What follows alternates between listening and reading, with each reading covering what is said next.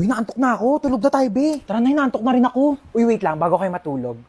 Alam niyo bang dating sementeryo itong bahay namin? Ano ba yan? Nananakot, Pi! Totoo nga. Kaya madalas may nagpaparamdam talaga dito sa bahay, lalo na dito sa kwarto ko. Ba yan? Paano na kami matutulog niyan?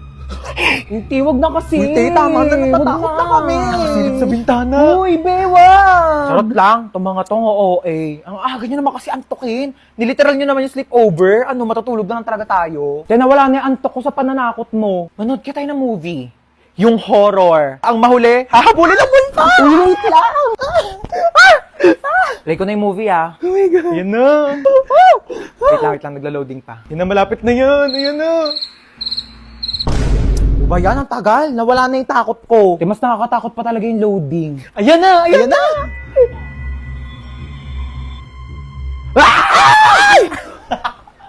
Wait nga lang, i-pause nyo muna. CR lang ako. Oh, bilisan mo.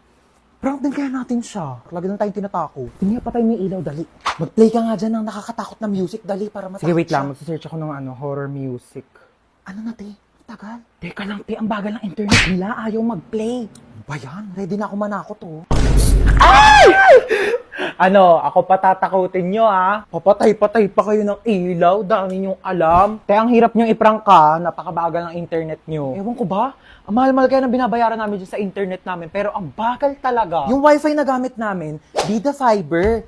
888 pesos lang per month. May unlimited internet na kami na sobrang bilis.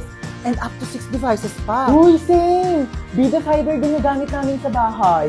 Only internet talaga na abot kaya.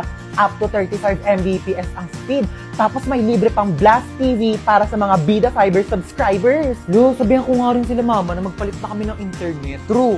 Para iwas lag ka talaga sa kahit ano gagawin mo online. Tsaka para next time, pag prinang ka namin, hindi na maglalag yung internet nyo kasi naka-Vida Fiber na kayo. At least sa Vida Fiber, alam mong sulit yung binabayaran mo. Uy, sino kinakausap nyo dyan?